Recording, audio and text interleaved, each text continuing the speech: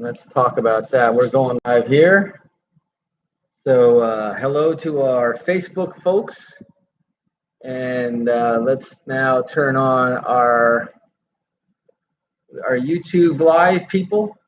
And we are about to go live here on our Friday wrap-up edition of the Real Estate Show. And hello, South Florida. Welcome to the TGIF edition of the Real Estate Show. My name is Eric Willner, and I am your host, as I have been for the last 21 years here of the Real Estate Show, South Florida's #1 program about real estate and America's longest running daily radio show all about the topic of real estate. Now, we've had just a smashing week here on the Real Estate Show. A lot like my toe, man. This week, I just absolutely obliterated my right foot. Kept me from going out on a run for 2 days. And I wasn't sure whether I broke my toe, severely jammed my toe. But I'll tell you that against all advice and everything else, I decided, I'm going out for a run today. And all I want to do is, just get some fresh air, get some movement and everything. And you're not going to believe that after a 3-mile run, instead of, my foot, which I had to absolutely shove and force into my shoe, came back better than when I went out. So that's kind of how the week was as well. It was a smashing start, but it kind of worked itself out. And it was actually a very good and very productive week. So first of all, I want to say hi to all of our Facebook audience out there. I see Erica, as always, loyal and true. I see John. John, how are you doing there from Boca Raton, Florida? Stephanie from South Carolina. And also we've got Good Friday. And Marianne from the Tampa area, Buzzing Sound. Thanks for pointing that out. I can fix that. That's another interesting thing. I have an HP laptop, which kind of runs this whole operation. And something about the computer, when it's plugged into the power and YouTube is connected and live, causes some malfunction. And every time there's an alert or anything, I get this buzzing sound. Hey, Rich, how are you? Pittsburgh is in the house, or actually make that Mercer, Pennsylvania. And for some reason, today I went to Best Buy. I've been to the Geek Squad. I've been to all these different places, and nobody can figure out what it is that's causing my computer to do this very crazy and erratic thing. But hey, listen, we're in an environment, right, where we've got 2 hurricanes now heading for the Gulf. Going to graze Florida, but I think we're going to miss the brunt of the storms. We'll probably get a bunch of rain. We've got the pandemic. We've got a recession. We've got an election year. And what are you going to say? What's a little buzzing when it's in the context of all of that stuff? But we really did have just a tremendously busy week. We started the week off on Monday, as always, where we talk about the agenda for the week. And I kind of laid the groundwork sort of that this is going to be a discovery week. We're going to try to figure out where Congress is going to sit, where the Senate is going to come in, if at all, right? Because they were saying they were going to come back from their vacation to vote on something meaningful. And yet they didn't. And so we'll talk about that. Then we kind of laid further the groundwork for what our agenda was for the week, coming up on Tuesday with our visit or special guest, the foreclosure man, a very interesting, very good, very in-depth conversation about the impending rise in foreclosures. Then we went to our midweek report where we did talk more about the stimulus and everything else about that. We talked about where the stimulus was and certainly where it's not, and that led us talking about stimulus and the interest rates, and we talked about the housing. In fact, I'm going to come back to some of that stuff here because there are some signs. I'll tell you that it's sort of writing on the wall that will help us to determine where we're going in this marketplace in the next coming weeks. Now, then we moved to Thursday, and speaking about interest rates, we talked about effective interest rates, right? Why is it that the interest rate that's advertised, the interest rate that is disclosed as the same interest rate, but then the APR is different? And then we talk about something else called the effective interest rate, which is the real interest rate of what you're paying. And then there's the practical interest rate too. So there's four different things that you can look at, and they're never the same. And what matters really at the end of the day is how much is the actual interest that I pay, not the rate, but because if I told you what the actual interest rate that you are paying this month, you would probably not be very happy with what you were to discover. But more about that in our Thursday show, where we talked about interest rate optimization and how it all boils down to being just a great big numbers game. So, and then here we are Friday, TGIF, and TGIF. That's TGIF cubed. And really what that's all about is, thank God it's Friday. Of course, you guys all know that. If you're a fan like me, I think it's thank God it's Florida. Every single day is TGIF for me. And then at the end of the week, of course, many people say, thank God it's finished. And then that's why we get to wrap up the show and kind of bring you what we did this entire week and wrap it all up in a nutshell. But that's kind of what this is all about, is bringing it all together and making it mean something. So here we are, as I mentioned, on Monday, where we also made a mention of where you are on the ladder. Now, actually, I've made some very interesting and significant modifications to the real estate ladder. So you hear me refer to the real estate ladder a lot. And after really sitting and thinking about it and putting it all into perspective, I've actually added another step and changed a couple of the other steps on where people lie in the ladder to add more clarity, number one. And number two, give you a better design on what you need to do next. And that's really what that's all about. So what I'm going to do is, since I've already given you sort of a nutshell, superficial high points of the week, I want to come back and after our break, and we'll probably have a little bit longer second half so that I can get into some of the news points that I want to visit on about the midweek report. And those are the prices that were up in 96 markets. But interestingly, affordability has also come down significantly, which is a counter force in the real estate market. So that's going to make a big difference. So we're going to go ahead and take a quick break. Here are a few words from our sponsors, but don't touch that dial. The best of the show is still ahead of us. So we'll be right back. My name is Eric Willner. You're listening to The Real Estate Show. See you in a second.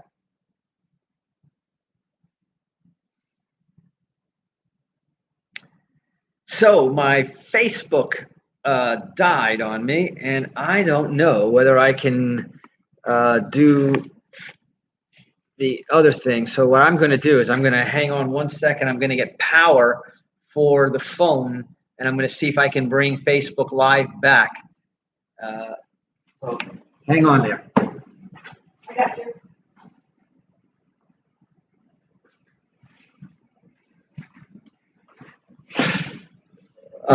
But I gotta see if I need to plug it into the cord to the power source over here. That's why I was gonna get the one from my room, from my office.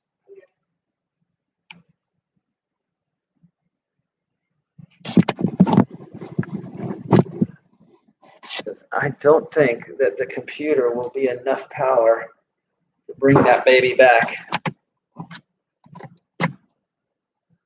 Let's see. These are the fun little things. So say hi. Who's on with us on the live? Say hello on the chat. What I need you to do, please. Yeah, go ahead. If you go from that side so that you can plug it in, the power source is over there.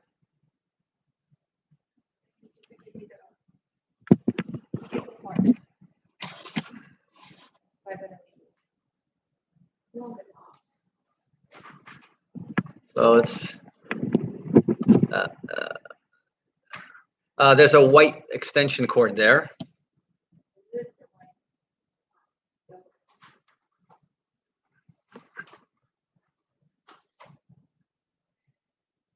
Never a dull day in the world.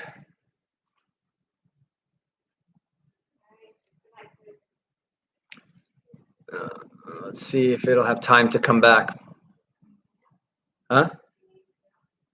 Well, I think I said it's got to charge to the point where it turns back on, so I may not even be able to bring it back. So, yep. So we're coming back now. And welcome back. For those of you just joining us, you are listening to The Real Estate Show, South Florida's #1 program about real estate, America's longest running program about real estate. And, there's never a dull week, never a dull day, and perhaps never a dull show either. And in the middle of our first half of the radio program, our Facebook live camera went out on us. So I apologize for those people who are watching us on Facebook. We lost the feed there because of the power on that camera. But we'll be back Monday on the Facebook Live. Hopefully they were able to jump on either one of the radio stations, or as always, you can always listen to us live on the website at automaticlandlord.com. That's automaticlandlord.com.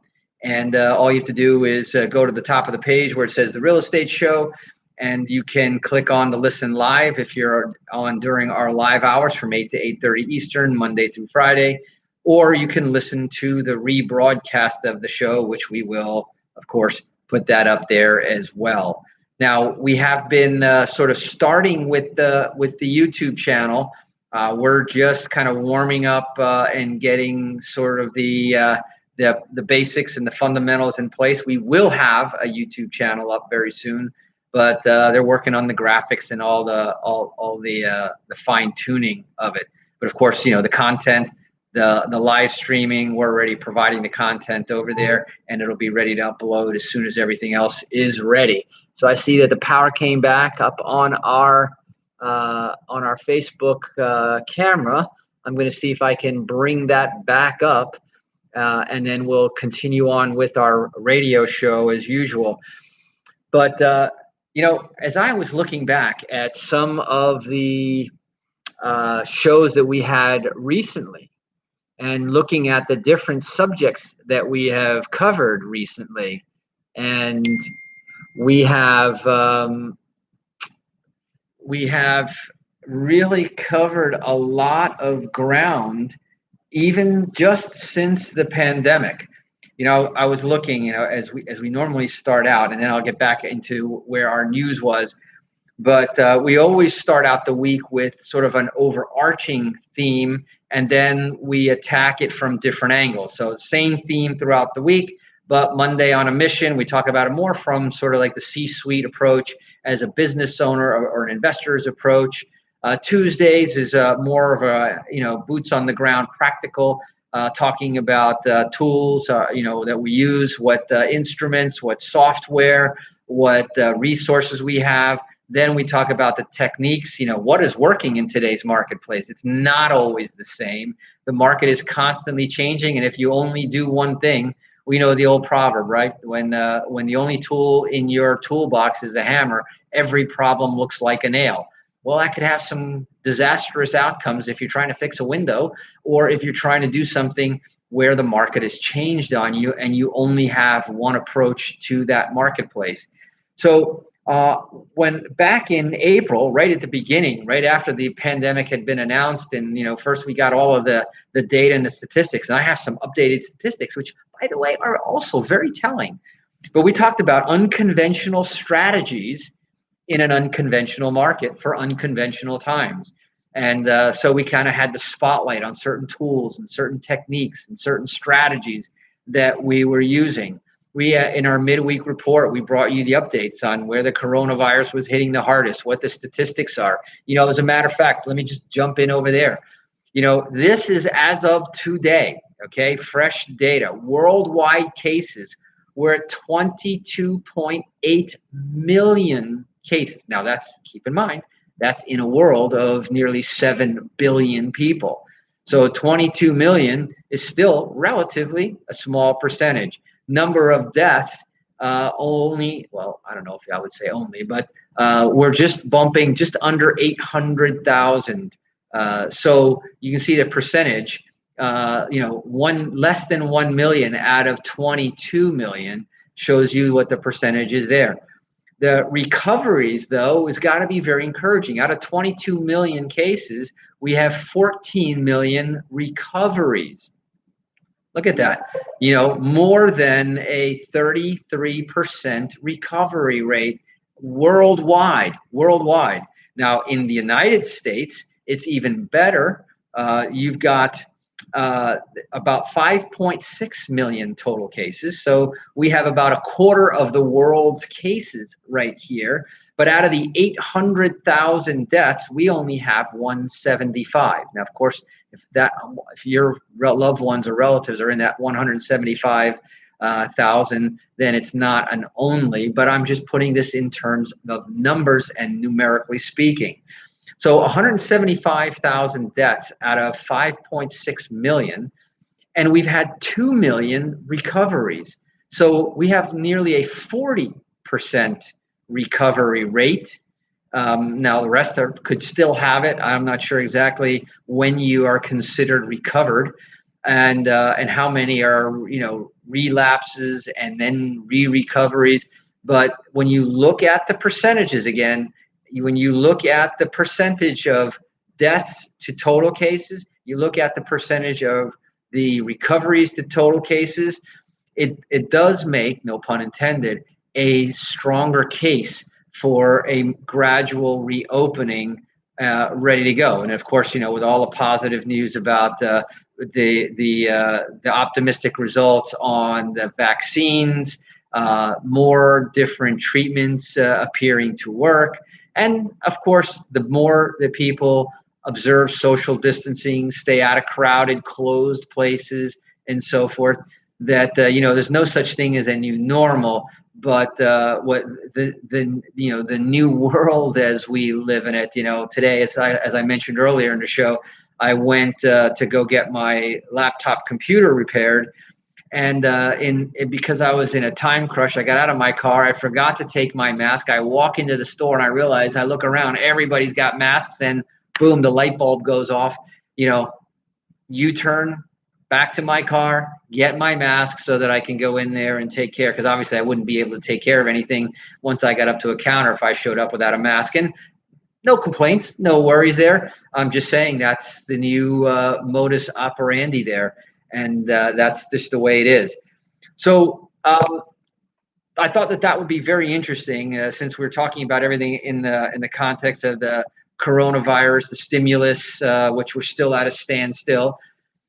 Today, interestingly, I don't know if any of you out there listened to the testimony on Capitol Hill of the new Postmaster General. And I'll tell you, with all the controversy going on about the way people are painting what's going on in the post office. And if you focus closely enough and get granular enough on anything, I'm telling you could complain about anything. But I'll tell you my respect level for the Postmaster General. This guy is a highly accomplished, successful, world-class business CEO that they managed to pull out of retirement to come fix a broken postal system. And when I listen to him speak and how he's handled, and he's only been in office for a relatively short period of time, but I'm going to tell you that what happens, what's going on because of what somebody said of what they were going to do with the postal mail-in ballots. So they focused right in on the Postal Service, and they tried to hang this guy out to dry. But this guy is world class, and he's an honest, non-political guy. So like I said, I will tell you that my respect level went up for him. My confidence in the future, not today, because this guy's got a lot of stuff to fix in the Postal Service, but my confidence in the future potential of the Postal Service it really went up. Now, I had pulled up, in fact, let me jump over to this because this is really cool. The top 13 things you should know about the Postal Service. Now, you're saying, Eric, what the hell does this have to do with the real estate business? And I'm going to tell you everything. First of all, because the Postal Service is such a central service, any real estate investor of any magnitude and of any tenure that's been around for a while has been doing direct marketing in real estate. We send out postcards to motivated sellers, to absentee owners, to vacant houses. We use the Postal Service to send contracts. We send, well, not so much anymore, but we have been using and do rely on the Postal Service. So from facilitating the nation's largest one-day food drive to working with customers to prevent dog bites, to educating customers on consumer protection, to delivering holiday cheer to those in need, the Postal Service does support communities nationwide. So veterans, by the way, the Postal Service employs more than 97,000 military veterans and is one of the largest employers of veterans in the country. The Postal Service is at the core of the $1.6 trillion U.S. mailing industry that employs more than 7.3 million people. But here, and I'm going to jump down. I'm going to give you a couple more really interesting tidbits of information that you ought to know about the Postal Service. But here's the one that you got to know, and this is how you understand that this is a political conversation, not a real one. Why does the Postal Service even have to answer to Congress or to the Senate? Why? Because, first of all, most of us think that we're supporting the Postal Service. The zero tax dollars support the Postal Service. The U.S. Postal Service receives no tax dollars for operating expenses and relies on the sale of postage, products, and services to fund its operations. It is not an agency of the government. The U.S. mail is protected by more than 200 federal laws enforced by the Postal Inspection Service, one of the nation's oldest law enforcement services. So I think there's a big, big misunderstanding, and politicians are taking advantage of the fact that people don't fully understand who the Postal Service is. Now, it is, and up till now, it has been a very poorly run company, right? It has been very poorly run, so much so that FedEx has come in and is eating up their lunch. UPS has come in and eaten up their lunch. And now Amazon is coming in and eating their dinner. So unless they dramatically turn around, now they are, because of their charter, they're required to service, all the rural areas. And so a lot of these other profitable companies are using the Postal Service to deliver the quote unquote last mile. In other words, the last unprofitable mile, they bring it in and then they have the Postal Service delivered to these far out areas, or they're off the grid areas, or they're low volume areas. Because imagine if it was purely a capitalist business, it would simply not deliver out to the farms. It would not deliver out to the outskirts. And a lot of people who today, for example, depend on having their medications delivered, depend on their checks to be delivered, mailing their bills, and if they don't have internet and things like that. The Postal Service is a very important thing, and something that I think shouldn't be thrown into the politics of everything. But anyway, I do want to jump off of that little news, and I have a whole bunch of other really cool tidbits, by the way, and I'll throw this last one in. The U.S. Postal Service has more than 228,000 vehicles, one of the largest civilian fleets in the world. New next generation vehicles have improved ergonomics, safety features, fuel efficiency, and design flexibility. I mean, if you were to really get into it, if I was in college, I think I would want to do a research paper on the Postal Service back then, today, and what's lying ahead, because it is a monolith company in terms of volume and everything. And if you think about it, for a mere 55 cents, the post office still is very affordable. Anyone can send a letter regardless of the geographic location to anywhere in the United States. So first of all, if I have one message for today's show, it's my hats off to the U.S. Postal Service at large, every postal carrier, everybody working in the postal service, and to you, sir, the new Postmaster General.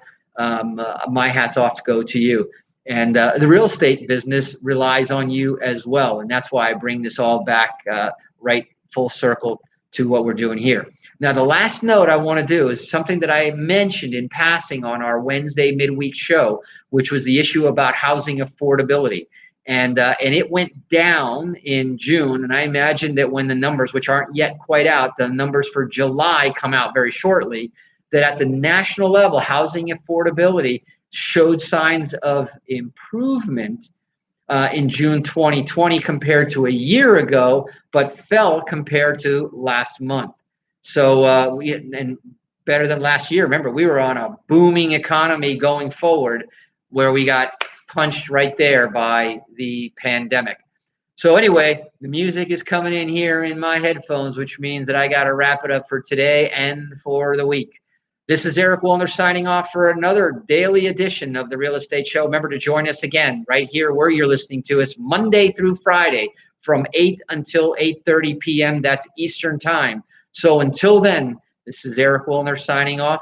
Drive safe, wash those hands, and God bless the United States of America. Bye-bye.